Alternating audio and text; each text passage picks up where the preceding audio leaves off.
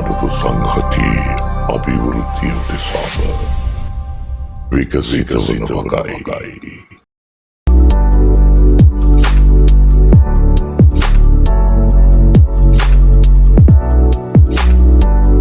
අයිබෝන් අයවත් අපි මුණ ගැහෙනවා තවත් වැදගත් භෞතික විද්‍යාව සඳහා වැදගත් වන දේශනයක් එක්ක. මේක ගොඩක් ළමයි අතාරින කොටසක් ඒ වගේම ගොඩක් අය හොඳ අවබෝධයක් නැතුව කරන කොටසක්. ඒ නිසා මම බලාපොරොත්තු වෙනවා ඒ සම්බන්ධව අද කතා කරන්න. කොටස් දෙකක් සම්බන්ධව කතා කරනවා. පදාර්ථයේ විකිරණයේ X කිරණ සහ ඒත් එක්කම විකිරණශීලීතාවයේ යම් කොටසක් සම්බන්ධව. ඔබට වෙනවා මුලින්ම අපි මේ සඳහා බෝඩ් එකේ ඇඳලා තියෙන රූපේ. මේ රූපේ අපි දක්වලා තියෙන්නේ X කිරණ නිෂ්පාදනය සඳහා භාවිතා කරන ටියුබයක්. X කිරණ ටියුබයක්. X කිරණ නලයක් කියලා අපි කියනවා. එතකොට අපිට පේනවා මෙතන තියෙනවා දඟරයක්. ඒ දඟරය කරහා අපි යම් විභවාන්තරයක් ලබා දෙනවා. අපිට පේනවා මේ පැත්තෙන් ඍණාග්‍රය මෙහෙන් ධනාග්‍රය කියමුකෝ. එතකොට විභවයක් ලබා දෙනවා. ඒ ලබා දෙන විභවය නිසා මේ කොයිලේ රත් වීමෙන් මෙතනින් එළියට මේ විදිහට ඉලෙක්ට්‍රෝන මුදා හරිනවා. ඒ නිසා අපි මේකට කියනවා ඉලෙක්ට්‍රෝන විමෝචක දඟරය කියලා. ඉලෙක්ට්‍රෝන විමෝචක දඟරයක් අපි පාවිච්චි කරනවා මේ වැඩේට.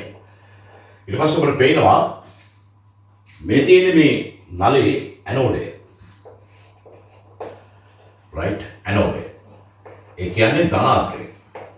එතකොට මේ තමයි කැතෝඩය ලෙස ක්‍රියාත්මක වෙන්නේ මේ කොයිලේමයි. ඒ නිසා ඒක ඍණාග්‍රය ලෙස ක්‍රියාත්මක වෙනවා. ඒක කැතෝඩය ලෙසත් ක්‍රියාත්මක වෙනවා. කැතෝඩය එහෙම නැත්නම් ඍණාග්‍රය ලෙසත් මේ කොයිලය ක්‍රියාත්මක වෙනවා. ඊළඟට පැහැදිලි මෙතනින් නිදහස් වන ඉලෙක්ට්‍රෝන ගත්තොත් අපි කොයිලේ නිදහස් වන ඉලෙක්ට්‍රෝන ගත්තොත් ඒවා ඍණාරෝපිතයි. ඒවා වේගයෙන් මේ ධනාරෝපිත ඇනෝඩය දෙසට ඇදෙනවා. ඒ ඇදෙනකොට මේක ඇතුලේ වාතය හිම තිබ්බොත් මොකද වෙන්නේ? ඒ ඉලෙක්ට්‍රෝන වල ආරෝපණය උදාසීන වෙන්න පුළුවන්. මොකද වාතය හරහා ගමන් කිරීමේදී. ඒ විතරක් නෙවෙයි ඉලෙක්ට්‍රෝන වල ශක්තිය හානි වෙන්න පුළුවන් වාතය හරහා ගමන් කිරීමේදී. ඒ නිසා පැහැදිලිවම මේ බටය ඇතුලේ අපි තියාගෙන ඉන්නේ ටියුබ් එක ඇතුලේ රික්තයක්. ඒ රික්තය වැදගත් වෙනවා ඉලෙක්ට්‍රෝන වලට නිදහසේ ගමන් කිරීමට අවකාශ ලබා දීමට. ඒ ආරෝපණය ඒ ආකාරයෙන් රැක ගැනීම සඳහා. ඊළඟට පේනවා මේ ඉලෙක්ට්‍රෝන ඇවිල්ලා මේ ඇනෝඩයට වදිනකොට මෙන්න මේ පතේ ඔස්සේ ධාරාවක් සම්පූර්ණ වෙනවා.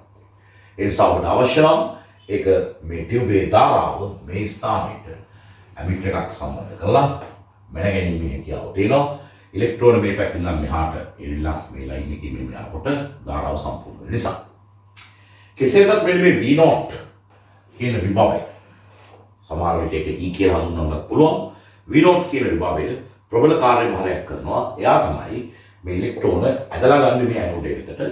ඒ නිසා අපි මේ V0 කියන විභවයට කියනවා ත්වරක වෝල්ටීයතාව නැත්නම් කාරක වෝල්ටීයතාව කියලා. කාරක වෝල්ටීයතාව එහෙම නැත්නම් ත්වරක වෝල්ටීයතාව කියලා කියනවා. ත්වරක. right යම් අවබෝධයක් ඔබට දැන් ලැබෙනවා X කිරණ ටියුබේ සම්බන්ධව. එතකොට අපි බලමු කොහොමද මේ X කිරණ නිෂ්පාදනය වෙන්නේ. ඔබට පේනවා මේ ඇනෝඩේ ඉස්සරහා මෙන්න මේ ස්ථානයේ අපි වෙනමම දක්වපු කරලා තියෙනවා මේ වගේ පාටියක්. ඒකට අපි කියනවා ඉලක්ක ලෝහය කියලා. ඉලක්ක ලෝහය. right ඉලක්ක ලෝහය. ඕම ඉලක්ක ලෝහය තමයි මේ ඉලෙක්ට්‍රෝන ඇවිල්ලා වේගයෙන් වදින්නේ. ඒ ස්ථානයේ ඉලෙක්ට්‍රෝන වේගයෙන් වැදුනහම වේගවත් ඉලෙක්ට්‍රෝන ලෝහ පෘෂ්ඨයක ගැටීම නිසා මේ ස්ථානයේ මේ විදිහට X කිරණ මුදා හැරීමක් සිදු වෙනවා. ඔන්න ඔය විදිහට තමයි X කිරණ එන්නේ. එතකොට සෑම දිශාවක් ඔස්සේම X කිරණ ගමන් කිරීම වළක්වලා යම් එක ස්ථානයකින් X කිරණ ලබා ගැනීම සඳහා අපි පාවිච්චි කරනවා EM වලින් ආවරණ කරන ලද තහඩුවක්. එමෙතන EM තහඩුවක්. එතකොට ඒ තහඩුවේ මේ ස්ථාන වලින් X කිරණ ගමන් කරන්නේ නැහැ එළියට. අපිට එක ස්ථානයකින් විතරක් X කිරණ එළියට ලබා ගැනීමේ හැකියාව තියෙනවා. මේ තමයි අපි සාමාන්‍යයෙන් X කිරණ ටියුබයක් තුළ අපි දකින ක්‍රියාකාරීත්වය. රික්තයක් තියෙනවා, ඇනෝඩයක් තියෙනවා, කැතෝඩයක් තියෙනවා, ඉලක්ක ලෝහයක් තියෙනවා. right. අපි ඊළඟට කතා කරන්න උත්සාහ කරන්නේ මේ X කිරණ නිෂ්පාදනයේදී සිද්ධ වෙන අමතර ක්‍රියාවලින් කීපයක් ගැන. ඔබට පැහැදිලි මේ වගේ තියෙන ඊයම් ආවරණයක් මම කැටගරි වලින් දක්වලා තියෙන්නේ. ඒක හරහා X කිරණ ගමන් කරන්නේ නැහැ. යම් විවරයක් තියෙනවා ඒ ස්ථානයෙන් විතරක් අපිට එක්ස්කිරණ එළියට ගැනීමේ හැකියාව තියෙනවා. ඒතකොට මේ එක්ස්කිරණ ප්‍රශ්නයක් විභාගයට આવොත් අපි මේ කතා කරපු කාරණා සම්බන්ධව විභාගෙදී අහන්න ඉඩ තියෙනවා. ඊළඟ වැදගත්ම කාරණය තමයි මේ එක්ස්කිරණ නිෂ්පාදනයේදී අධිවේගී ඉලෙක්ට්‍රෝන මේ ස්ථානයේ ඇවිල්ලා මෙතන වදිනවා. වැදුනා ඔබ දන්නවද? ඉලෙක්ට්‍රෝනයේ සතු චාලක ශක්තිය 99% විතර අති විශාල ප්‍රතිශතයක් මේ ඇනෝඩය මතදී අධික වේගයෙන් ගැටීම නිසා තාපය බවට පත් වෙනවා. කියන්නේ එක්ස්කිරණ නිෂ්පාදනය සඳහා වැය වෙන්නේ 100%ක් විතර. ඊට 99%ම තාපය ජනනය කිරීම සඳහා වැය වෙනවා. ඒක විශේෂයෙන් දැනගත යුතු කාරණයක්. එතකොට මේක තුල ජනනය වන තාපය ඉවත් කිරීමේ ක්‍රියාවලියක් අපිට තියෙන්න ඕනේ. ඒ සඳහා අපි මේ ඇනෝඩය වටා මේ ආකාරයට දඟරයක් කොතලා ඒ දඟරය තුලින් ජලය ඇතුල් කිරීම සහ පිට කිරීම කරගන්නවා. එතකොට ජලය මේක දිගේ මෙහෙම ගියාම මේක හරහා ගිහිල්ලා එළියට ආවම ජලයෙන් පුළුවන් ඇනෝඩය තුල ජනනය වන තාපේ ඉවත් කිරීමේ ක්‍රියාවලිය කරන්න. පැහැදිලිද? එසා මේක උතුමුත් තේම අධික ලෙස රත් වෙලා ඔක්කොම උණු වෙනවා. ඒත් එක්කම මේ ඉලක්ක ලෝහය වුණත් ඉහළ තාපාංකයක් සහිත එකක් වෙන්න ඕනේ. ඉහළ ද්‍රවාංකයක් සහිත එකක් වෙන්න ඕනේ. ලේසියෙන් උණු වෙන්නේ නැති. මොකද කොහොමත් මේක යම් අධික උෂ්ණත්වයකට පත් වෙනවා. එක්ස්කිරණ නිෂ්පාදනයේදී. කෙසේ වෙතත් ඒ ජනනය වන තාපයෙන් විශාල ප්‍රමාණයක් ජනනය වන තාපයේ 99% විතර ඉලෙක්ට්‍රෝන සතු ශක්තිය ඒ තාපයේ සම්පූර්ණයෙන්ම මේ දඟරය ඇනෝඩය වටා ඇතුළු දඟරය හරහා ජලය වල අපි ඉවත් කරගන්නවා. right. ඊළඟ වැදගත් කාරණය තමයි මේ එක ඉලෙක්ට්‍රෝනයකින් නිෂ්පාදනය කිරීමේ හැකියාව තියෙන්නේ එක එක්ස්කිරණ පොටෝනයක් පමණයි. එක ඉලෙක්ට්‍රෝනයකින් එක එක්ස්කිරණ පොටෝනයක් පමණයි නිෂ්පාදනය කර ගැනීමේ හැකියාව තියෙන්නේ. එතකොට ඇත්ත වශයෙන්ම ගත්තොත් ඉලෙක්ට්‍රෝනයේ සතු ශක්තියෙන් 101ක් විතර තමයි HF ලෙස ලැබෙන්නේ. නමුත් 99ක් විතර 90කට වඩා වැඩි ප්‍රමාණයක් කියමුකෝ තාපය ලෙස ජනනය වෙනවා. right. එතකොට අපි ඉස්සතිය පෙම් ක්ලාස් එකේදී සාකච්ඡා කරපු ගානේ මුලින්ම අහලා තියෙනවා මේ කොටස් නම් කරන්න කියලා. ඒ අනුව කැපිටල් A කොටස ගන්නවා ඉලෙක්ට්‍රෝන විමෝචක දඟරය. B කොටස ලෙස නම් කරලා තියෙන්නේ ඇනෝඩය. ඇනෝඩයත් එක්ක ඉස්සරහා ඉන්නවා ඉලක්ක ලෝහය. ඒක මේක අහලා නැහැ. නමුත් ඔබ උත්තරේ ලියන්නේ ඇනෝඩය සහ ඉලක්ක ලෝහය කියලා. ඊට පස්සේ C කොටස සඳහා දාල පිළිතුරු ලෙස ඔබට ලියන්න පුළුවන්කම ලැබෙන්නේ මෙන්න මේ ඊයම් ආවරණය. අනවශ්‍ය ස්ථාන වලින් එක්ස්කිරණ නිකුත් වීම වළක්වන්න තියෙන ඊයම් ආවරණය. ඊළඟට D කොටස ඔබට දකින්න පුළුවන් D කොටස ලෙස තියෙන්නේ මෙන්න මේ මෙතන විභවය. එතන බැටරියක්සේ දාලා තිබ්බට ඒක අධික වෝල්ටේජාවක් සහිත විභවයක්. අති වෝල්ටේජා විභවයක්. ඒ විභවයෙන් කරන්නේ කොහොමද කියලා ඒකෙන් කරන්නේ මේ ඉලෙක්ට්‍රෝන විමෝචක දඟරයට විභවාන්තරයක් ලබා දීම. right. ඒකම E කියලා හඳුන්වන්නේ මෙන්න මේ E0 V0 කියලා අපි ගත්ත එක කාරක නැත්නම් ත්වරක වෝල්ටේජාව. ඒක හරහා තමයි මෙතනින් ජනනය වන ඉලෙක්ට්‍රෝන වේගයෙන් ඇනෝඩය වෙතට ත්වරණය කරලා ඇදලා ගන්න. ඒ තමයි පළවෙනි කොටසට පිළිතුර වන්නේ. ඊළඟට දෙවෙනි කොටස අහනවා මෙම ඉලෙක්ට්‍රෝන නිපදවන්නේ කෙසේද කියලා. නිපදවන්නේ මේ ඉලෙක්ට්‍රෝන කොයිලේ හරහා ධාරාව යවුවාම ඒක රත් වෙනවා. ඒ රත් තත්ත්ව වූ කොයිලෙන් ඉලෙක්ට්‍රෝන එළියට මුදා හැරීමක් සිදු වෙනවා. ඒක තමයි ඉලෙක්ට්‍රෝන මුදා හැරීමේ ක්‍රියාවලිය. ඉලෙක්ට්‍රෝන උදාහරණ දඟලේ රත් වෙනවා. ඒ රත් වීමත් සමග ඒ ස්ථානයෙන් ඉලෙක්ට්‍රෝන ඉවතට ගමන් කරනවා. ඉලෙක්ට්‍රෝන විමෝචක දඟලේ කොයිලකින් සිදු වෙන කාර්යභාරය. ඊළඟ කොටසෙන් අහනවා ඒවා අධික වේගයෙන් ඉලෙක්ට්‍රෝඩයේ ගැටීමට සැලැස්වීමට යොදා ඇති උපක්‍රම දෙකක්. එකක් තමයි අපි ඇනෝඩය සහ කැතෝඩය හරහා අධික විභවාන්තරයක් යෙදීම. ලොකු විභවාන්තරයක් හරහා තමයි මේක ඇවිල්ලා අපි වේගයෙන් වදින සලස්සලා තියෙන්නේ. එකක්. අනිත් උපක්‍රමය තමයි ඒ වේගවත් ඉලෙක්ට්‍රෝන වල ගමනට බාධාවක් නොවනසේ මේක ඇතුලේ රික්තයක් පවත්වන තියෙනවා. උපක්‍රම දෙකක් අපි පාවිච්චි කරනවා. එකක් තමයි ඇනෝඩය සහ කැතෝඩය අතර අධි විභවාන්තරයක් යෙදීම. අනික තමයි මේ ටියුබ් එක ඇතුලේ රික්තයක් පවත්වා ගැනීම. ඒ කාරණා දෙක තමයි ඊළඟ කොටස සඳහා පිළිතුර වන්නේ. ඊළඟට අහනවා ඊහි ධනසා ඍණාග්‍ර පැවතිය යුතු ආකාරය රූප සතහනේ දක්වන්න. ඊ කියලා ඒගොල්ලෝ හඳුන්වලා තියෙන්නේ මෙන්න මේ V0. V0 තමයි ඊ කියලා හඳුන්වලා තියෙන්නේ. ඒකේ ධනසා ඍණාග්‍ර. ඒ කියන්නේ මේ ඇනෝඩේදී ඒ නිසා මේ පැත්ත ධනාග්‍රය වෙන්න ඕන. මේ පැත්ත ඍණාග්‍රය වෙන්න ඕන. ඒක තමයි ඒකෙන් අහන්න. බොහොම සරල ප්‍රශ්න එක්ස් කිරීම වලින් ප්‍රශ්නයක් ආවොත් අහන්න. ඉතින් බොහොම කල්පනාකාරී උත්තර දීමක් තමයි කරන්න වෙන්නේ. ඊළඟට අපිට කියනවා C මගින් බලාපොරොත්තු වන්නේ කුමන කාර්යයක්ද කියලා. C කියලා ඒගොල්ලෝ හඳුන්වලා තියෙන්නේ මෙන්න මේක. ඒකෙන් ප්‍රධානම වශයෙන් බලාපොරොත්තු වෙන කාර්යය මම කිව්වා ටියුබේ සෑම තැනින්ම එක්ස් කිරණ ඉවතට යාම වළක්වන එක තමයි එකෙන් බලාපොරොත්තු වෙන්නේ. යම් එක ස්ථානයකින් විතරක් එක්ස් කිරණ එළියට ලබා ගැනීම. ලෝහමය ආවරණයක් තමයි C කියලා ඒගොල්ලෝ හඳුන්වලා තියෙන්නේ. ඊළඟට අපිට කියනවා මේ කාරක වෝල්ටීයතාව 60 කිලෝවොට් වෝල්ට් කියනවා. ඒ කියන්නේ කාරක වෝල්ටීයතාව කියන්නේ V0 දීලා තියෙනවා 60 කිලෝ වෝල්ට් කියලා. right. ඊට පස්සේ කියනවා ධාරාව. අර මේක හරහා ගමන් කරන ධාරාව ඇමීටර් පාඨාංකය එහෙම නැත්නම් ධාරාව දීලා තියෙනවා 30 මිලි ඇම්පියර් කියලා. right. 30 මිලි ඇම්පියර් කියලා. එතකොට ඒ අනුව අපිට කියනවා ඉලෙක්ට්‍රෝනයේ චාලක ශක්තියෙන් 99%ක්ම තාපය බවට පත් වේ යයි උපකල්පනය කරන්න. ඒ කියන්නේ ඉලෙක්ට්‍රෝනයේ චාලක ශක්තියෙන් 99%ක් තාපය බවට පත් වෙනවා කියලා උපකල්පනය කරන්න කියලා කියනවා. right. හරි. ඊළඟට කියනවා මෙම තාපය ඉවත් කිරීම සඳහා 0.6 කිලෝග්‍රෑම් තත්පරයට 0.6 kg තත්පරයට ශීඝ්‍රතාවයෙන් ඔය කොයිල් එක හරහා ජලය යොමු කරනවා කියලා කියනවා. එහෙනම් පැහැදිලිද? මොකක්ද කියලා තියෙන්නේ? මේ ත්වරක නැත්නම් කාරක වෝල්ටීයතාව 60 කිලෝ වෝල්ට් කියලා තියෙනවා. ඒකම ඇනෝඩේ සහ කැතෝඩේ අතර ගන්න ධාරාව මිලි ඇම්පියර් 30යි කියලා දීලා තියෙනවා. 99%ක්ම ඉලෙක්ට්‍රෝනයේ චාලක ශක්තියෙන් තාපය බවට පත් වෙනවා කියලා තියෙනවා. එතකම කියනවා 0.6 කිලෝග්‍රෑම් තත්පරයට ශීඝ්‍රතාවයෙන් දඟරේ හරහා ජලය යොමු කරලා අපි මේ පද්ධතියෙන් තාපය ඉවත් කර ගන්නවා කියලා කියනවා. ඊළඟට අපිට ඒකෙන් අහනවා F කොටස පළවෙනි කොටස හැටියට 1s කාලයකදී පිටවන ඉලෙක්ට්‍රෝන සංඛ්‍යාව. හරි ලේසි. පළවෙනි කොටස. ඔබ දන්නවා ධාරාව. ධාරාව කියන්නේ 30 මිලි ඇම්පියර්. එතකොට 30 වැඩි කරන්න පුළුවන් ඔබට මිලි ඇම්පියර් නිසා 10 න් 3. ඇම්පියර් කියන්නේ 30 වැඩි කිරීම 10 න් 3. මේ තමයි ධාරාව. ධාරාව කියන්නේ ඒකක කාලයකදී ගලා යන ආවර්තන ප්‍රමාණය. එක ඉලෙක්ට්‍රෝනයක් ගලා ගියාම ඒක 1.6 වැඩි කිරීම 10 න් 19ක කුලෝම් ප්‍රමාණයක් ගමන් කරනවා. ඒ නිසා අපිට තත්පරයට ගලා යන ඉලෙක්ට්‍රෝන ප්‍රමාණයෙන් කියලා ගත්තොත් අපිට පුළුවන් ඔන්න ඔය සම්බන්ධතාවයෙන් එන්න හොයාගන්න. මොකක්ද දෙනගින් කියන්නේ මේ පරිපතේ හරහා තත්පරයකදී ගලා යන ඉලෙක්ට්‍රෝන ප්‍රමාණය. කොහොමද ඒක හෙව්වේ? ධාරාව අපිට ඒක දීලා තිබ්බා මේ පරිපතේ ගලා යන ඒ ධාරාව අරගෙන ඒ ධාරාව අපි සමාන කරා ඉලෙක්ට්‍රෝනයේ කාර්යෝපනයේ වරක් right ඉලෙක්ට්‍රෝනයේ කාර්යෝපනයේ වරක් තත්පරයට ගලා යන ඉලෙක්ට්‍රෝන ප්‍රමාණය.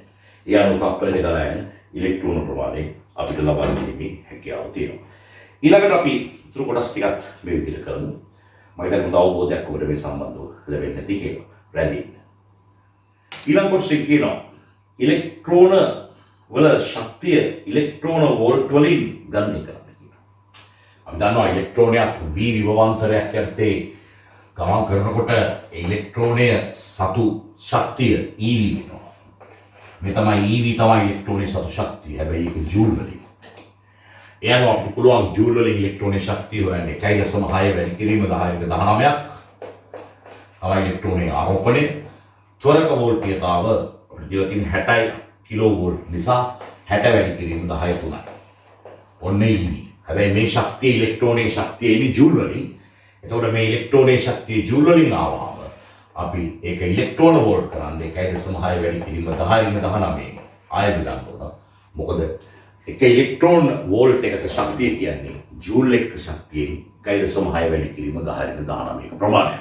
ඒ නිසා ඉස්සෙල්ලා EV වලින් ඉලෙක්ට්‍රෝනයේ සතු ශක්තිය හෙව්වා. ඊට පස්සේ ඒක ඉන්නේ ජූල් වලින් ඉලෙක්ට්‍රෝන වෝල්ට් බවට පත් කිරීම සඳහා අපි ඒක 1.6 වැඩි කිරීම 10 19 බෙදා ගන්නවා. මේ තමයි ඉලෙක්ට්‍රෝන වෝල්ට් වලින් ඉලෙක්ට්‍රෝනයේ සතු ශක්තිය වන්නේ. ඊළඟට කියනවා මේක කතාව. ඉලෙක්ට්‍රෝන වල ඩී බ්‍රෝග්ලි තරංග ආයාම විශ්ලේෂණය. කොහොමද අපි හොයන්නේ ඉලෙක්ට්‍රෝන වල ඩී බ්‍රෝග්ලි තරංග ආයාමය? ඒක තුන්වෙනි කොටස. right. අපි බලමු වේගවත් අංශුක ඩී බ්‍රෝග්ලි තරංග ආයාමයේ ලැම්ඩා නම් ලැම්ඩා සමාන කරන්න පුළුවන් h බෙදීම p. මොකද h කියන්නේ ප්ලාන්ක් නියතය. ප්ලාන්ක් නියතය තමයි h කියන්නේ. ඔබ අහලා තියෙනවා. p කියන්නේ ගම්‍යතාව. ඉලෙක්ට්‍රෝනයේ ගම්‍යතාව. එතකොට අපි ඉලෙක්ට්‍රෝනයේ ගම්‍යතාව සෙවීම සඳහා අපි ඉලෙක්ට්‍රෝනයේ වේගය සහ ස්කන්ධය කියන සාධක දෙක ලබා ගත යුතු වෙනවා. එතකොට මේක ඉලෙක්ට්‍රෝනයේ ස්කන්ධය සහ වේගය ලබා දීලා නැහැ. ස්කන්ධය ලබා දීලා නැහැ. නමුත් අපිට ඒක පාවිච්චි කරන්න වෙනවා ගාන හදන්න. ඒක ගානේ තියෙන අඩුපාඩුවක්. හැබැයි ඒත් එක්කම මේකේ වේගය අපිට ලබා ගැනීමේ හැකියාවක් තියෙනවා. මෙන්න මේ විදිහට අපි බලමු. ඉලෙක්ට්‍රෝනය මත විභවාන්තරයෙන් කළ කාර්යය E අපිට සමාන කරන්න පුළුවන්. ඉලෙක්ට්‍රෝනයේ චාලක ශක්තිය වල right භාගයයි mu වර්ගයට. U කියන්නේ ඉලෙක්ට්‍රෝනයේ වේගය. ඒ අනුව අපිට පුළුවන් EV පාවිච්චි කරලා භාගයයි mu වර්ගයෙන් ඉලෙක්ට්‍රෝනයේ වේගය u හොයන්න. ඒ අනුව අපි බලමු u සඳහා ලැබෙන උත්තරේ u කියන්නේ 2 EV බෙදීම m වල වර්ගමූලය. v කියන්නේ ත්වරක වෝල්ටේජතාව 60 වැඩි කිරීම 10/3ක්. ඒ අනුව ඉලෙක්ට්‍රෝනයේ වේගයේ u සඳහා උත්තරයක් ලැබෙනවා. right? ඒත් එක්කම ඉලෙක්ට්‍රෝනයේ ස්කන්ධය m අපිට ඒගොල්ලෝ ලබා දෙයි. 9.3යි එක වැඩි කිරීම 10/31ක්.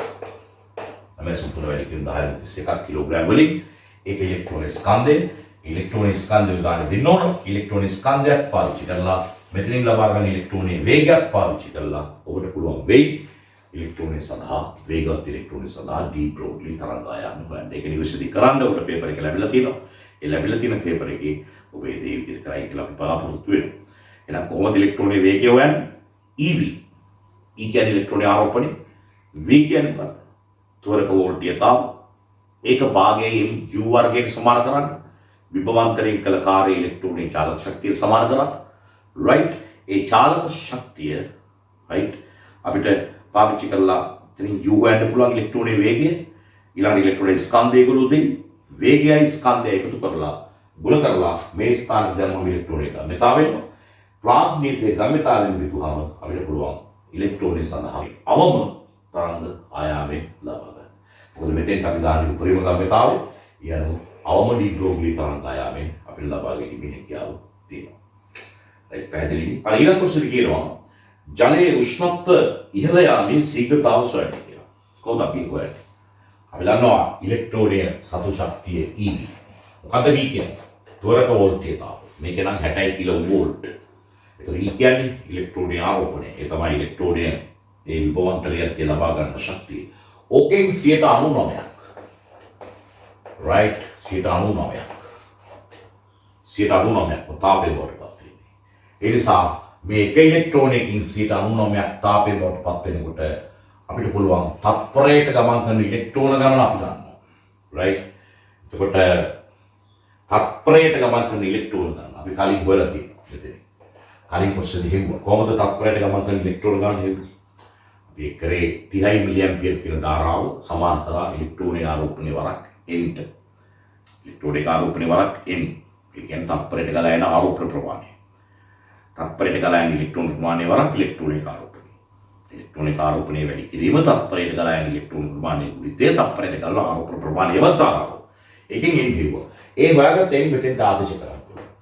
ඉලෙක්ට්‍රෝනික ආරෝපණය නැවත මේ ස්ථානට දාන්න පුළුවන්. ත්වරක වෝල්ටේජතාව මෙතෙන්ට දාන්න පුළුවන්. ඒකෙන් 199ක් තාපය බවට පත් වෙන නිසා අපිට ඒක MCT කියලා ජලය ඉවතට ගෙන ගිය තාපයට සමාන කරන්න පුළුවන්.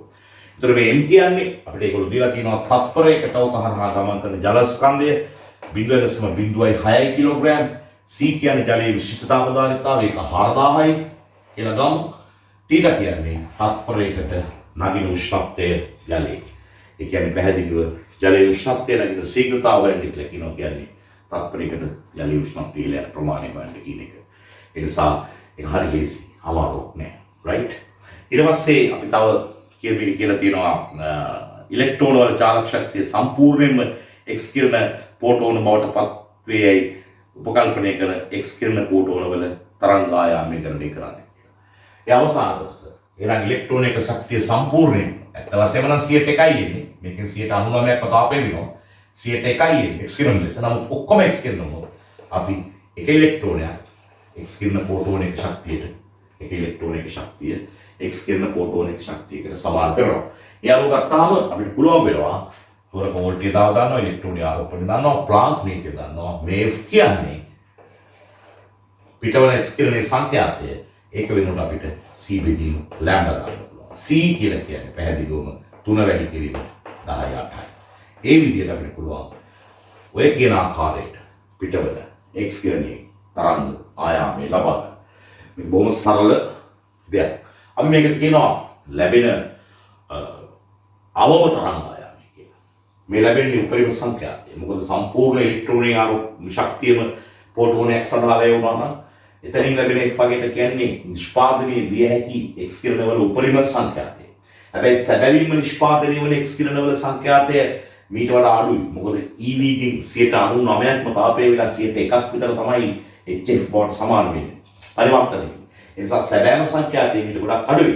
නමුත් අපි හොයන්නේ මේ උපරිම සංඛ්‍යාතය. ඒකට කියනවා F maximum කියලා. right? ඒ අනුව සංඛ්‍යාතය වැඩි වෙනකොට ලැම්ඩා අඩු වෙන්න ඕන නිසා අපි මේ හිතුවේ මිනිමම් ලැම්ඩා එහෙම නැත්නම් අවම ලැම්ඩාගේ සැබෑම ලැම්ඩාගේ මීට වඩා විශාලයි. ඇයි? EV ගෙන් 100%ම HF වෙන්නේ නැහැ. EV ගෙන් 1%ක් විතර තමයි HF වෙන්නේ. ඒ වුණොත් මේ F maximum වලට එන උත්තරේ F maximum කියලා අපි මේ ගත්ත උත්තරයට වඩා එන සංඛ්‍යාතේ පිටර ස්කින් වල සංඛ්‍යාතේ සෑහෙන අඩුයි. ඒ වගේම ලැම්ඩා මිනිමම් කියලා අපි ගත්ත මේ තරංග ආයාමයට වඩා පිටවෙන x කිරණ වල තරංග ආයාමය ගොඩක් වැඩි වෙනවා. තරංග ආයාමය වැඩි වෙද්දී ශක්තිය අඩු වෙනවා. සංඛ්‍යාතය අඩු වෙද්දී ශක්තිය අඩු වෙනවා. සංඛ්‍යාතය අඩු වෙනවා කියන්නේ තරංග ආයාමය වැඩි වෙනවා. right. එතනින් අපි ගිසතේ පෙර් ක්ලාස් එකේ කතා කරපුවා ඔබට ගෙදරින් හදන්න කියලා දීපු x කිරණ සරල ගාන ඉතින් වෙනවා. අපි ඉදිරියට බලාපොරොත්තු වෙනවා. තව මාස දෙකක කාලයක් තියෙනවා. ඒ කාලය ඇතුළත x කිරණ ගානක් දෙකක් නැවත අපි පෙර් ක්ලාස් එකේදී ටිකක් විශාල ප්‍රමාණයෙන් සාකච්ඡා කිරීමක් කරමු. right. රැඳී අපි ඊළඟ ගානට යනවා. right. අපි ඊට පස්සේ ගමන් කරනවා. අපි ගිසති පෙර් ක්ලාස් එකේ දීපු අවසාන රචනා ප්‍රශ්නයට මොන සරල ප්‍රශ්න ලොකු ප්‍රශ්න නෙමෙයි විකිරණශීලීතාව ප්‍රශ්නෙට. ඒ ප්‍රශ්නේදී ඒගොල්ලෝ අපිට සමීකරණයක් දීලා දෙනවා විකිරණශීලීතා ශේවීමක් නැත්නම් එක බිඳ වැටීමක්.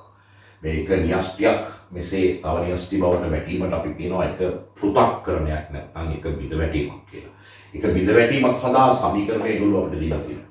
එනවා අපිට පේනවා යුරේනියම් 92 යුරේනියම් 235 නියුට්‍රෝනයකින් පාර දුන්නාම ඒක ප්‍රතිඵලය ලෙස බේරියම් න්‍යෂ්ටියක් සහ ක්‍රිප්ටෝන් න්‍යෂ්ටියක් නිර්මාණය වෙන බව. right. ඒ අනුව ඒ න්‍යෂ්ටි දෙකට අමතරව තවත් නියුට්‍රෝන 3ක් නිර්මාණය වෙනවා. මේවත් අධිශක්ති නියුට්‍රෝන ඊට අමතරව ශක්තිය නිර්මාණය වෙනවා. අධිශක්ති නියුට්‍රෝන මගින් තව තවත් මේ යුරේනියම් න්‍යෂ්ටි වලට පහර දීම නිසා තව තවත් ක්‍රිප්ටෝන් සහ බේරියම් න්‍යෂ්ටි නිර්මාණය වෙනවා. ඒවයින් තව නියුට්‍රෝන නිෂ්පාදනය වෙනවා. ඒ නියුට්‍රෝන නැවත නැවත යුරේනියම් න්‍යෂ්ටි වලට පහර දෙනවා. ඒ අනුව අපි එක යුරේනියම් න්‍යෂ්ටියක් බින්දොත් ඒ අතුරුඵලයක් ලෙස නියුට්‍රෝන 3-4ක් ලැබෙනවා. එක නියුට්‍රෝනයක් වේගයෙන් යුරේනියම් න්‍යෂ්ටියක ඝට්ටනය කරපුවම වේගවත් නියුට්‍රෝනයකින් පහර දුන්නාම යුරේනියම් න්‍යෂ්ටියකට එයා බිඳ වැටෙනවා න්‍යෂ්ටි දෙකකට තවත් හදනවා නියුට්‍රෝන කීපයක්. ඒ නියුට්‍රෝන නැවත වතාවක් තව යුරේනියම් වලට පහර දීලා මේක දාම ක්‍රියාවක් හැටියට දිගටම කරගෙන යනවා. නවත්තන්න බෑ. පාලන ක්‍රම විශේෂ පාලන ක්‍රම පාවිච්චි කරනවා. නමුත් බ්‍රේක් එකක් නෑ නැවතුනේ නැත්තම් යුරේනියම් ඒ නියතිය ඉවර වෙනකම් දිගටම මේ ක්‍රියාවලිය සිද්ධ වෙනවා. අපි මේක කතා කරන්නේ විකිරණශීලීතාව කියන මාතෘකාවට. එහෙනම් ඔබට පැහැදිලි මේ දීලා තියෙන සමීකරණ දීලා තියෙන එක පෘථක්කරණයක් එහෙම නැත්නම් එක බිඳවැටීමක් සම්බන්ධ සමීකරණය. එතකොට මෙතන තියෙන න්‍යෂ්ටිට අපි කියනවා මාතෘ න්‍යෂ්ටි කියලා. මේ බිඳවැටලා නිර්මාණය වෙන මේ න්‍යෂ්ටි ද්විත්‍රු න්‍යෂ්ටි කියලා අපි හඳුන්වනවා. මාතෘ න්‍යෂ්ටියට නියුට්‍රෝන එකකින් පහර දීලා ද්විත්‍රු න්‍යෂ්ටි දෙකක් සමග තවත් නියුට්‍රෝන සහ ශක්තිය ජනනය කරනවා. මේකේ පළවෙනි කොටසෙන් අපි අහනවා බොහොම සරල ප්‍රශ්නයක්.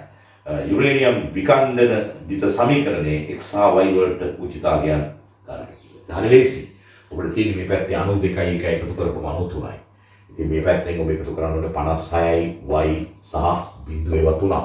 බිඳුව 3ක් කියන්නේ බිඳුවයි. බිඳුව දන y දන 56 එකතුව 92 දන එකට සමාන කරලා y ට උත්තරේ ගන්න පුළුවන්. මට තිබුණා පොඩි ගාන හදන්න. තුබලව ගාන හදන්න ඕන නිසා මම මේක ආකාරයෙන් පැහැදිලි කරේ ඔබට පුළුවන් දැන් y ලබා ගන්න. ඒ වගේම තමයි ඔබට පැහැදිලි මෙතන එකක් තියෙනවා 235ක් තියෙනවා ඒක එනික එකතු 236යි ඒක සමාන කරන්න පුළුවන් x ධන 95 ධන එක් වරක් 3ට. ඒ මෙතන 3ක් තියෙනවා නියුට්‍රෝන 3ක්. ඒ නිසා එක් වරක් 3. ඒ කියන්නේ 3 ධන 95 ධන x සමාන කරන්න පුළුවන් 235 ධන 1ට. එමගින් ඔබට එක්සොල්ට උත්තරයක් ලබා ගැනීමේ හැකියාව තියෙනවා. බොහොම සරල ප්‍රශ්න තමයි මේ ඔබට වෙන්නේ. මේවා තරම් ලොකු ප්‍රශ්න නෙවෙයි. මේ විකණ්ඩනය වීම සම්බන්ධ සමීකරණේ අපිට දීලා තියෙන x හා y පද සිරිම ගැන තමයි අපි කතා කළේ. ඒත් එක්කම මේකේ වම් පස සහ දකුණු පස මේ පැත්තේ තියෙන්නේ ප්‍රතික්‍රියක, මේ පැත්තේ තියෙන ප්‍රතිඵල වල ස්කන්ධ ඔබ වෙනම හොයලා බලුවොත් මේ යුරේනියම් 235 න්‍යෂ්ටික ස්කන්ධය වෙනම ඒගොල්ලෝ දීලා තියෙනවා. නියුට්‍රෝනික ස්කන්ධය වෙනම දීලා තියෙනවා AMU වලින්. ඔබට මේ දෙක එකතු කරලා මේකයි එකතු කරලා පුළුවන්. මේ පැත්තේ ප්‍රතික්‍රියක වල ස්කන්ධය හොයන්න. ඒත් එක්ක ඔබට බේරියම් න්‍යෂ්ටික දීලා තියෙනවා ස්කන්ධයේ AMU වලින්. ඒත් එක්කම ක්‍රිප්ටෝන වල දීලා තියෙනවා න්‍යෂ්ටික ස්කන්ධයේ AMU වලින්. ඒ දෙක එකතු කරන්න පුළුවන්. ඒ වගේම නියුට්‍රෝනික ස්කන්ධය දීලා තියෙනවා නියුට්‍රෝන තුනක ස්කන්ධය එකතු කරන්න පුළුවන්. මේ තුනේම එකතුවෙන් ඔබට පුළුවන් ප්‍රතිඵලවල ස්කන්ධය ලබා ගන්න. ප්‍රතික්‍රියක වල ස්කන්ධය ප්‍රතිඵලවල ස්කන්ධය ලබා ගන්න පුළුවන්. ඔබ දන්නවද මේ ප්‍රතිඵලවල ස්කන්ධ ප්‍රතික්‍රියක වල ස්කන්ධයට වඩා ප්‍රතිඵලවල ස්කන්ධය අඩුයි. ඒ කියන්නේ යම් ස්කන්ධ හානියක් න්‍යෂ්ටික ප්‍රතික්‍රියාවලදී සිද්ධ වෙනවා. අන්නේ ස්කන්ධ හානිය ඔබට කියන්න පුළුවන් නම් ඩෙල්ටා M කියලා. රයිට්, සමහර වගේ කියලා කියනවා. මේ ඩෙල්ටා M ඔබට පුළුවන් AMU වලින් හොයාගන්න. ඔබ දන්නවා ස්කන්ධ ඒකක වලින් තමයි පරමාණු ස්කන්ධ ඒකක වලින් තමයි අපිට මේවා දීලා තියෙන නිසා ඩෙල්ටා M ස්කන්ධ හානියත් අපිට AMU වලින් හොයන්න පුළුවන්. ඊට පස්සේ AMU එකක් කොහොමද කිලෝග්‍රෑම් බවට පත් කරන්නේ? ඒකට වෙනම ගාන දීලා තියෙනවා. එක AMU එකක් 1.66 වැඩි කිරීම 10 27ක් කිලෝග්‍රෑම් වෙනවා. ඒ නිසා ඔබ මේ පැත්තේ එකතුව මේ පැත්තේ එකතුවෙන් අඩු කරපුවා මෙන්න ඩෙල්ටා M AMU වලින් එන්නේ. ඒ නිසා ඔබ ඩෙල්ටා M අරගෙන වැඩි කරන්න වෙනවා 1.66 වැඩි කිරීම 10/27. right ඔන්න 10/27. දැන් කිලෝග්‍රෑම් වලින් ඔබට එනවා හානි වූ ස්කන්ධය. ඒ ස්කන්ධය අරගෙන ගිහලා ඔබ E සමානයි ඩෙල්ටා MC වර්ගය. අයින්ස්ටයින්ගේ සමීකරණය පාවිච්චි කරලා මේ ඩෙල්ටා Mට කිලෝ වලින් දාන්න ඕනේ. මේ ඩෙල්ටා M විතරාගේ කිලෝ වලින් එන ආගේ ඔබ ආදේශ කළොත් මේ ඩෙල්ටා Mට C වෙනුවට ආලෝකයේ වේගය 3 වැඩි කිරීම 18යි ms ශ්‍රේණ එක ආදේශ කළොත් E කියන ශක්තිය ජූල් වලින් එනවා. පැහැදිලිද?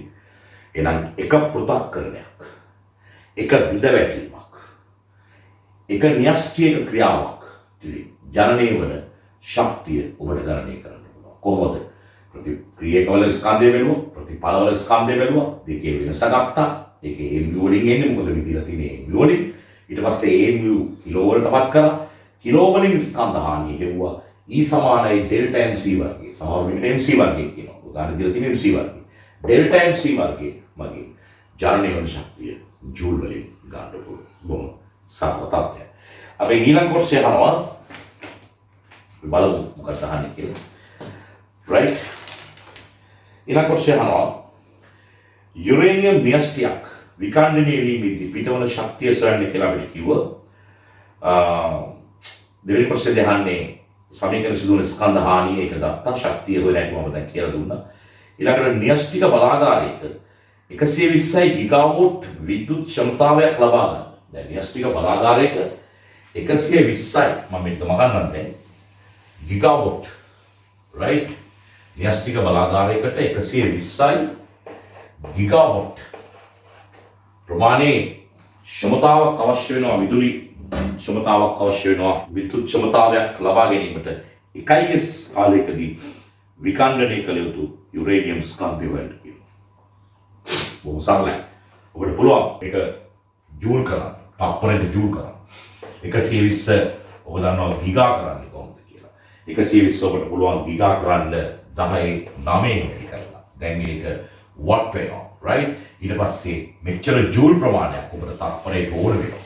එතකොට එකකින් ඔබ ලැබෙන ශක්තිය ගන්න ශක්තිය එක ප්‍රතික්‍රියාවකින් එක න්‍යෂ්ටියකින් එක යුරේනියම් න්‍යෂ්ටියකින් ගන්න ශක්තිය E. ඒ නිසා ඔබට පුළුවන් මේක E වලින් බෙදලා අවශ්‍ය න්‍යෂ්ටි ගන්න හොයන්න. මේ අපි හිතුවේ අවශ්‍ය න්‍යෂ්ටි ගන්න. බලමුකෝ right. බලන්න චුට්ටක්. තනියෙන් කරන්න ඕනේ. මේ තමයි ඉල්ලන විද්‍යුත් ක්ෂමතාව. ගිගාවොට් 120යි. 120 10 9 වැඩි කළ ජූල් කරන්න පුළුවන්. තප්පරයට ජූල් මෙච්චර ප්‍රමාණයක් ඉල්ලනවා ඒ බලාගාරයේ ශක්තිය නිෂ්පාදනය කරන්න බලාපොරොත්තු වෙනවා.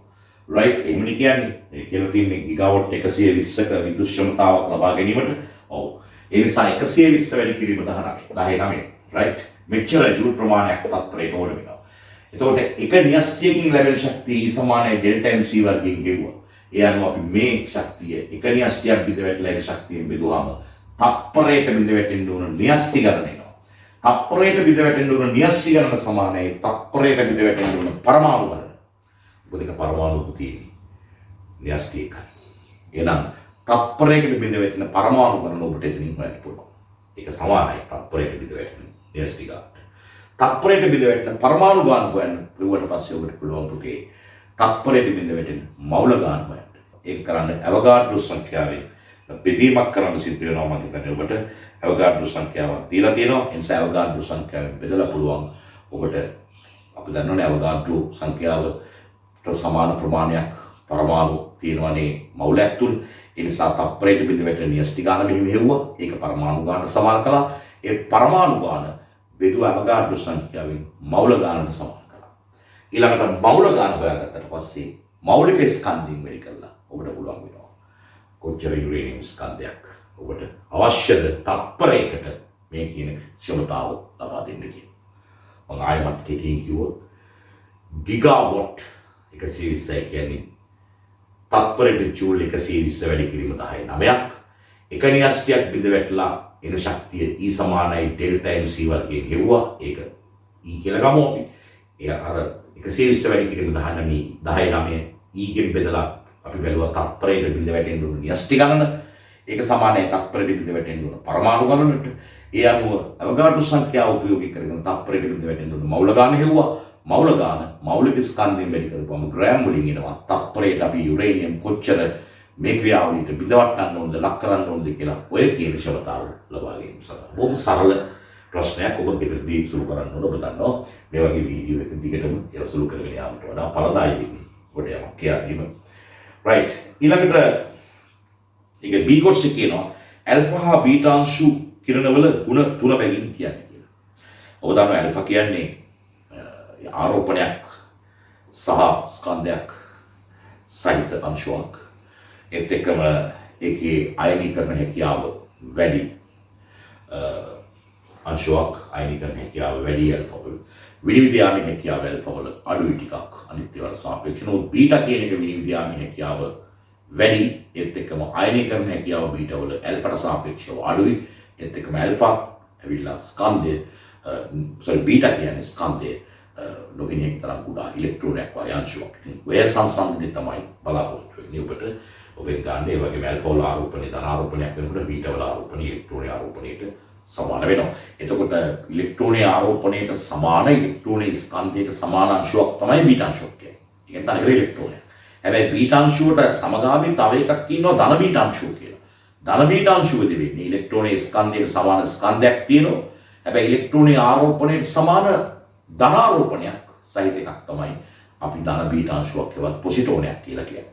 ඒවා ඔබ පාඩම් කිරීමෙන් ඔබගේ සටහන් පොත් පරිශීලනය කිරීමෙන් ලබාගත යුතු දැනුම. ඊළඟට ඉන්නවා විකිරණශීලී මූලද්‍රව්‍යයකින් විකිරණ පිට කිරීම හඳුනාගත හැකි උපකරණය කුමක්ද? ගයිගර් මල ගණකය. ගයිගර් මල ගණකයෙන් තමයි අපි විකිරණශීලී ප්‍රදේශයකින් නැත්නම් විකිරණශීලී ද්‍රව්‍යයකින් විකිරණ පිට වන බවට හඳුනාගන්නේ.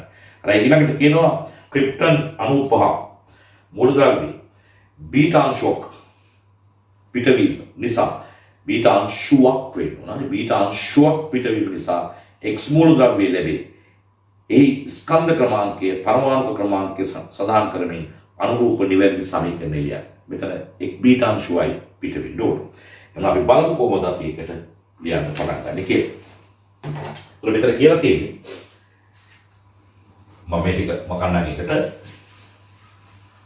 ඊළඟට බලමු එහෙනම් ඊළඟට කොහොමද මේ බීටා අංශුවක් පිටවෙන්නේ ක්‍රිප්ටන් වලින් කියලා. y ක්‍රිප්ටන් එහෙමයි කලින් තිබුණේ ඔයාලා මතක ඇති. y ක්‍රිප්ටන් 95. ඔබ ගණනය කළා හරියට බැලුවා නම් y සඳහා ඔබට 36ක් එන්නේ. එහෙනම් 36 අපි බීටා අංශුවක් පිට කරන්න ඕනේ. බීටා අංශුවක් කියන්නේ ඍණ 1 බීටා බිඳුවක්. පිට කළාට පස්සේ නිර්මාණය වන අනිත් න්‍යෂ්ටිය අපිට ලියන්න කියනවා. එමනම් ඔබ දන්නවා දෙපැත්තේ ඒවා බැලන්ස් වෙන්න. මේ පැත්තේ 36ක් වෙන්න මේ පැත්තේ ඍණ 1ක් වෙන්න මෙතන 37යි. right. මුද්‍රාවේ x කියලා ගමු 37යි x වෙන්න ඕන උඩට 95 වෙන්න. මතක් ඇතුව ශක්තිය කියලා අපි අන්තිමට ලියන්න ඕනේ. මොකද මේ වගේ ප්‍රතික්‍රියාවකින් ශක්තිය නිර්මාණය වෙන නිසා. ඒ අනුව ඒක තමයි අපෙන් අහන්නේ 95 පිටන මුද්‍රාවේ බීටාංශ පිටවීම නිසා x මූලද්‍රව්‍ය ලැබේ ඒ ස්කන්ධ ක්‍රමාංකය පරමාණු ක්‍රමාංකය සඳහන් කරමින් අනුරූප නිවැරදි සමීකරණය ලියන්න කියලා තියෙනවා. ඒක එනම් හරි. ඊළඟ අවසාන කොටසේ ඊළඟට අහනවා C කොටසේ විකිරණශීලී මූලද්‍රව්‍යක අර්ධායු කාලය යන කුමක්ද කියලා. ඔබ දන්නවද අර්ධායු කාලය කියන්නේ මොකක්ද කියලා? අපි හිතමු යම් කිසි විකිරණශීලී සාම්පලයක මේ වගේ සාම්පලයක බිඳ වැටිච්ච නැති මාතෘ න්‍යෂ්ටි N0 ප්‍රමාණයක් තියෙනවා. බිඳ වැටිච්ච නැති මාතෘ න්‍යෂ්ටි N0 ප්‍රමාණයක් තියෙනවා. ඔය N0 ප්‍රමාණය බිඳ වැටිලා අන්තිමට N0 බෙදීම දෙකක් දක්වා අඩු වෙනකොට තිබ්බ ප්‍රමාණයෙන් භාගයක් දක්වා අඩු වීමට ගත වෙන කාලයකට කියනවා අර්ධායු කාලය කියලා. මේක තමයි අර්ධායු කාලය. තවත් අර්ධායු කාලයකට පස්සේ මොකද වෙන්නේ? ඕක N0 බෙදීම 4ක් බවට පත් වෙනවා. රයිට්. ඒක පැහැදිලි.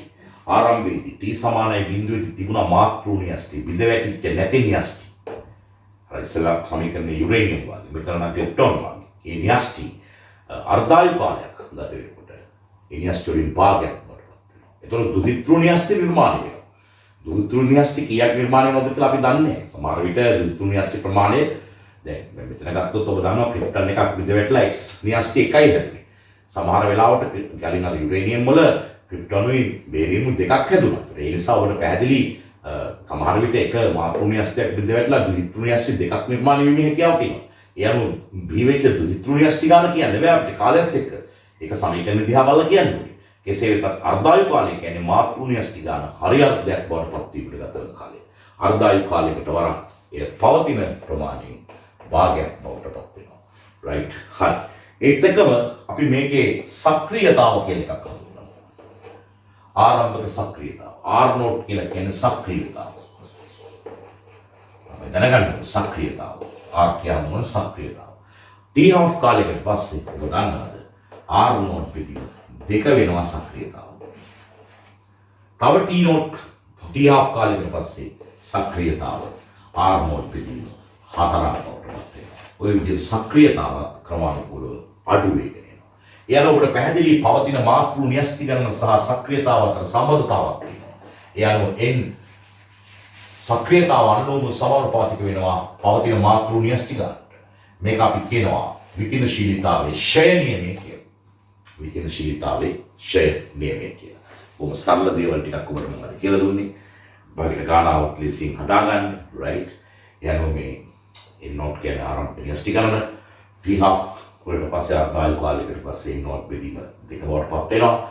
තව අර්ධායු කාලයකට පස්සේ තව ඒකින් භාගයක් බවට පත් වෙනවා. ඒ අනුව ඔබට පේනවා සක්‍රියතාව කියන්නේ R0 ඉන්න මම කියලා දෙන්නම්. ඒක අර්ධායු කාලයකට පස්සේ R0 බෙදීම දෙක වෙනවා. තවත් අර්ධායු කාලයකට පස්සේ R0 බෙදීම 4ක් වෙනවා. එහෙනම් ඔබට පැහැදිලි පවතින මාතෘ න්‍යෂ්ටි ගන්න සක්‍රියතාව නෑයෝ. එහෙනම් සක්‍රියතාව අනුලෝම සමානුපාතික වෙනවා පවතින මාතෘ න්‍යෂ්ටි ගන්නට. මේකට අපි කියනවා විකිරණශීලීතාවයේ ක්ෂය නියමය කියලා. ඒ නිසා අපි මේක සමීකරණයක් බවට පත් කරන්න පුළුවන් R සමානයි ලැම්ඩා n කියලා. ඔන්න සමීකරණයක් බවට පත් වෙනවා. මෙන්න මේ ලැම්ඩාට අපි කියනවා ඔය විකිරණශීලී පදාර්ථයේ නැත්නම් ඔය මූලද්‍රව්‍යයේ ක්ෂය නියතය කියලා. ක්ෂය නියතය. ඒක න්‍යෂ්ටි නැත්නම් මූලද්‍රව්‍යයට වෙනස් වනාගයක් තමයි ක්ෂය නියතය කියන්නේ. කෙසේවත් පේපර් එකක් ළඟ නැතුව සාකච්ඡා කරන මේක සෑහෙන අමාරු කටයුත්තක්. නමුත් අපි කරන්න ඕනේ මොකද මට මේ මාර්කින් එකක් දාලා තිබුණා. නමුත් ඔබලා මේ ප්‍රශ්න දෙක ආපහු කරන්න ඕන නිසා තමයි මේ වගේ වීඩියෝ එකක් ඔබ කරන්නේ. ඔබ ඒක දිහා බලලා ආපහු කරන්න. ඔබ දන්නවද මේ T-half අර්ධායු කාලය 0.693 බෙදීම ලැම්ඩා කියන ශ්‍රේණියට සමාන වෙනවා. හරි මාර වැදගත් දෙයක්. උදාහරණයක් ලැම්ඩා කියන ශ්‍රේණියේ තියෙන මෙතනින් ඒ ලැම්ඩා කියන ශ්‍රේණියේ මත T-half වදාපොත් වෙනවා 0.693 බෙදීම ලැම්ඩා T-half ට සමාන වෙනවා. එහෙනම් මේ T-half තප්පර වලින් ආදේශ කරන්න ඕනේ. එහෙනම් ලැම්ඩා කියන්නේ තප්පරයට කියලා තමයි ශ්‍රේණියේ තියෙන්නේ. හරි. මම පොරොන්දුනා කොහොමද සක්‍රියතාව කියලා කියන්නේ කියලා දෙනවා කියලා. උදාහරණයක් සක්‍රියතාව කියලා කියන්නේ තප්පරයකදී බිඳ වැටෙන මාතෘ න්‍යෂ්ටි ප්‍රමාණය එහෙම නැත්නම් තත්පර එකකදී සිදු කරන පෘථග්කරණ ප්‍රමාණය. පෘථග්කරණය කියන අර ඉස්සෙල්ලා ලිව්වේ වගේ එකක්. ඒක න්‍යෂ්ටියක්. එහෙම බෙදවැටුනහම පෘථග්කරණයක් කියනවා. එහෙනම් තත්පර එකකදී සිදු කරන පෘථග්කරණ ප්‍රමාණය, එහෙම නැත්නම් තත්පර එකකදී සිදුවෙන බෙදවැටුම් ප්‍රමාණයට අපි කියනවා සක්‍රියතාව කියලා. එහෙනම් සක්‍රියතාව ඔබ දන්නවා ආරම්භයේදී ආරම්භ වුණාට T12 කාලයකට පස්සේ ඒක අර්ධයක් වඩපත් වෙනවා. බොහොම සරල අත්දැකීමක්. ඒත් එක්කම මේ පහළ කොටසක විස්තරයක් කරලා තියෙනවා මම ඒක ඔබට කියන්න ඕනේ. ශරීරයට විකිරණශීලී ද්‍රව්‍ය ඇතුල් වීම සම්බන්ධව එය ග්‍රේ කියන එකකින් මැනෙනවා කියන එක මේ ප්‍රකාශ වෙනවා. එතකොට ඔබට දකින්න පුළුවන් ඒ කොටස මේකේ ග්‍රේ වලින් මනිනවා ඇති වූ විකිරණ මාත්‍රාව ශරීරයේ ඇතුළු විකිරණ ප්‍රමාණය මාත්‍රාව මනින්න පුළුවන් ග්‍රේ වලින්. එතකොට ඒගොල්ලෝ සලකන්නේ ඇතුළු විකිරණ ප්‍රමාණය පමණයි, විකිරණ ප්‍රමාණය පමණක් සලකලා විකිරණ ඇතුළු ප්‍රමාණය පමණක් සලකලා තමයි අපි ග්‍රේ වලින් මේක මනින්නේ. නමුත් ඒකට අපි කියනවා තොර මාත්‍රාව කියලා. ඇතුළු මාත්‍රාව. නමුත් සඵල මාත්‍රාව කියලා වෙනම එකක් අපි මනිනවා. ඒක මනින්නේ සිවට් වලින්. ඒ සඵල කියන මාත්‍රාව right ඇතුළු විකිරණ ප්‍රමාණය විතරක් නෙවෙයි වර්ගයක් සලකලා තමයි සඵල මාත්‍රාව ලබා ගන්න. ඒ වගේ කාරණා කීපයක් ඔබ දැන් සිටිය යුතුයි මේ විකිරණශීලීතාවය. දැන් මම හිතන්නේ ඔබට දැන් ආරම්භයක් ලැබුණා. ඔබගේ නෝට් එක බලලා යමක් තේරුම් ගන්න උත්සාහ කිරීම සඳහා. right. ඊළඟට ඉතුරු කොටස් ටික ඔබට කරගන්න පුළුවන් වෙයි කියලා මම හිතනවා. ක්‍රිප්ටන් 95 විකිරණශීලී සාම්පලයක ස්කන්ධයක 60යි මයික්‍රෝග්‍රෑම් තියෙනවලු. සාම්පලයේ ඇති න්‍යෂ්ටි ගාන කොච්චරද කියලා ලේසියි. ඔබට තියෙන්නේ 60යි මයික්‍රෝග්‍රෑම් ඒකේ පරමාණු ස්කන්ධයෙන් බෙදලා මෞලික ස්කන්ධයෙන් බෙදලා මෞල ගාන හොයලා මෞල ගාන අවගාඩ්ඩු සංඛ්‍යාවෙන් වැඩි කරලා පරමාණු ගාන හොයපුවාම පරමාණු ගාන න්‍යෂ්ටි ගාන සමානයි. ඒක කරන්න බෙදෙන්නේ. ඒ කියන්නේ දීලා තියෙන ග්‍රෑම් ප්‍රමාණය දීලා තියෙන්නේ 60යි මයික්‍රෝග්‍රෑම්. ඒක බෙදන්න පරමාණු ස්කන්ධයෙන් නැත්නම් ක්‍රිප්ටන් පරමාණු ස්කන්ධයෙන් නැත්නම් මෞලික ස්කන්ධය කියලා කියන්නේ ඔයගොල්ලෝ නේද ඒකෙන් බෙදලා රසායනික විද්‍යාව පිළිබඳව ලොකු අවබෝධයක් නැහැ. ඒ නිසා හරි බයයි මෞලික පරමාණු දේවල් කතා කරන්නේ. මෞලික අපි කියන්නේ පරමාණු ස්කන්ධය කියලා. ක්‍රිප්ටන් වල පරමාණු ස්කන්ධයෙන් බෙදපුවාම එනවා ඒ තුල තියෙන මෞල ගණන. ඊට පස්සේ මෞල ගණන අවගාඩ්ඩු සංඛ්‍යාවෙන් ගුණ කරලා අපිට පුළුවන් තියෙන පරමාණු ගණන වෙන පරමාණු ගණන න්‍යෂ්ටි ගණනට සමානයි. ඊළඟට අපි අහනවා විකිරණශීලී සාම්පලයේ ආරම්භක සක්‍රියතාව කොච්චරද කියලා. ඔබ හොඳට බැලුවොත් ආරම්භක සක්‍රියතාව කියලා කියන්නේ මෙන්න මේ R naught. right R naught. ඉතින් R naught අපෙන් අහන්නේ. එහෙනම් අපිට ලියන්න පුළුවන් R naught සමානයි lambda වරක් N naught කියලා. හරි ලේසි. N naught ඔබ දැන් හෙව්වා. සාම්පලයේ තියෙන මාතෘ න්‍යෂ්ටි ගාන එක මෙතෙන්ද දාන්න. lambda ඔබට හොයන්න පුළුවන් මෙතනින්. හරි ලේසි. මෙතනින් lambda හොයන්න පුළුවන් ඔබට. කොහොමද? T12 ඒගොල්ලෝ දීලා තිනවා. මිනිත්තු 75යි කියලා. මට මතක හැටියට මේ ගානේ මුල දීලා තිනවා T12 කියන්නේ මේ මිනිත්තු 75යි කියලා මේ ක්‍රිප්ටන් බෙදවැටීමේ ක්‍රියාවලියේදී. මේ මිනිත්තු 75 ඔබ තත්ත්ව වලින් වැඩි කරලා මෙතෙන්ට ආදේශ කරන්න ඕනේ. ඒ අනුව ඔබට ලැම්ඩා ශ්‍රේණිය ලැබෙනවා. ඒ ලැම්ඩා ශ්‍රේණිය මෙතෙන්ට දාන්න ඕනේ. කලින් කොටසේදී ඔය අපිට දීලා තිබුණු 60 මයික්‍රෝග්‍රෑම් තුල තිබුණු මාතෘ න්‍යෂ්ටි ගාන මෙතෙන්ට ආදේශ කරන්න ඕනේ. ඒක දක්වව ආරම්භක සක්‍රියතාව ලැබෙනවා. ඒත් එක්කම අපෙන් අහනවා වෛද්‍ය විද්‍යාවේදී, ඉංජිනේරු විද්‍යාවේදී සහ කෘෂිකර්මාන්තයේදී ශ්‍රේෂ්ඨ විකිරණශීලීතාවයේ භාවිතයන් දෙකක් ක්ලියර් කියනවා. උදාහරණ වෛද්‍ය විද්‍යාවේදී පිළිකා විනාශ කිරීම සඳහා විකිරණශීලීතාව පාවිච්චි කරනවා. පිළිකා හඳුනා ගැනීම සඳහා පාවිච්චි කරනවා. කෘෂිකර්මයේදීත් අපිට පුළුවන්කම තියෙනවා විවිධ ශ්‍රේෂ්ඨ ඔස්සේ පාවිච්චි කරන්න විකිරණ පාවිච්චි කරන්න පුළුවන්කම තියෙනවා. ඉංජිනේරු විද්‍යාවේදීත් අපි පාවිච්චි කරනවා විකිරණ. කොයි වගේ අවස්ථාවලදී කිව්වොත් අපි හිතමු දැන් ඔය සාමාන්‍යයෙන් ගත්තොත් ඔය ජලාශයක තියෙන වතුර ප්‍රමාණය මැනගන්න උරුමුත් අපිට ජලාශයට විකිරණ මිශ්‍ර කරලා ඉන්පසු ඒකෙන් පොඩි කොටසක් අරන් ඒකේ සක්‍රියතාව පරීක්ෂා කරලා අපිට පුළුවන්කම තියෙනවා ඒකේ තියෙන මුළු ජල ප්‍රමාණය මැනගන්න. ඒ වගේම පොළොව අභ්‍යන්තරයෙන් යන ජල පද්ධති ජල නල වල යම් සිර වූ ස්ථාන මොනවද කියලා පොළොව උඩ ඉඳන් හඳුනා ගන්න අපිට පුළුවන් ඒ ජලයට විකිරණ මිශ්‍ර කරලා හානි කර නැති ප්‍රමාණයෙන් සහ වර්ගයක් තෝරගන්න. ඒක යවීමෙන් අපිට පුළුවන් පොළොව මත පිට යම් ස්ථානවලදී ඩිටෙක්ටර්ස් පාවිච්චි කරලා ඒ විකිරණ පිට වෙන ප්‍රමාණයන් මැනලා නලේ අවහිර වූ ස්ථාන අඳුරගන්න. මේ වගේ දේවල් අපිට ඕන තරම් කියන්න පුළුවන්කම තියෙනවා. අවසාන වශයෙන් කියනවා විකිරණශීලී ද්‍රව්‍ය සමග සිදු කරන පරීක්ෂණ කටයුතු වලදී විකිරණශීලී ද්‍රව්‍ය වලින් ආරක්ෂා වීම සඳහා ඔබ අනුගමනය කළ යුතු පූර්වෝපායන් කීපයක් කියනවා. අත්තාවරණ පෙරද ගන්න. කිසි විටකත් සාමාන්‍ය අතින් ඒව අල්ලන්නේ නැහැ. ඒත් එක්කම ඉතා පරිස්සමින් ඒවා ගබඩා කරන්න. ඒත් එක්කම අපි යම් ක්‍රියාවලියකට ඒවා ගත්තා නම් ඒකේ නිෂේධ වෙන ද්‍රව්‍ය පරිස්සමින් පරිසරයට ආරක්ෂිතව මුදා හරින්න. ඒකම ගබඩා කිරීමේදීත් ආරක්ෂිතව ඒක තියන්න ඕනේ. නායකට ඒවා අල්ලන්නේ නැහැ මේ වැඩ කටයුතු කරනකොට. ඒ වගේ දේවල් තමයි ඔබට ඒ සම්බන්ධව ලියන්න වෙන්නේ. ඒත් එක්කම විකිරණ ශරීරගත වුණාම ඔබට මේක අහන්නේ නැති වුණා නම් කියන්නම් ඔබට වමන යන ලක්ෂණ එන්න පුළුවන්. හැමේ බිබිලි දාන්න පුළුවන්. right? හැම තැන් වල රතු වෙන්න පුළුවන්. කලාන්තයක තියෙන්න පුළුවන්. මේ වගේ දේවල් විකිරණ ශරීරගත වුණාට පස්සේ රෝග ලක්ෂණ හැටියට ඔබට දකින්න පුළුවන්. ඒ ප්‍රතිඵල ලෙස පැහැදිලිවම ලොකු අවුල් නිර්මාණය වෙන්න පුළුවන්. ප්‍රධාන වශයෙන් කැන්සර්ස් ඩෙවලොප් වෙන්න කියන්නේ පිළිකා නිර්මාණය වෙන්න පුළුවන්. ශරීර අභ්‍යන්තරේ වදභාවය ඇති වෙන්න පුළුවන්. ඇටමිදුළු අභ්‍යන්තරේ තියෙන ද්‍රව්‍ය විනාශ වෙන්න මේ විකිරණ හේතු වෙනවා. කොටින් සමස්ත ශරීරයේම අයනීකරණ ක්‍රියාවලින් සිදුවීම ඒ විකිරණ ඇතුළු වීම නිසා අයනීකරණයට ලක් වෙන්න පුළුවන්. ඇතැම් වැදගත් ස්ථාන වල තියෙන යම් කොටස්. ඒකට ඒ නිසා ඒ හරහා හානිකර තත්ත්වයක් නිර්මාණය වීමේ හැකියාව තියෙනවා. ඒ තමයි විකිරණශීලී ද්‍රව්‍යයක් ඇතුළු වුණාට පස්සේ ඔබට අත්විඳින්න වෙන ප්‍රතිඵල. right. එහෙනම් මේ ගණන් දෙක ඔබ ගෙදරින් සම්පූර්ණයෙන් දැන් කරන්න ඔබට අවශ්‍ය දැනුම ලැබිලි ඉවරයි. එහෙනම් ඔබ ඒක කරයි කියලා මම බලාපොරොත්තු වෙනවා. ආයෙත් අපි ලබන සතියේ මේ විදිහට හම්බ වෙනවා. ගිහින් එන්න. ආයෙත්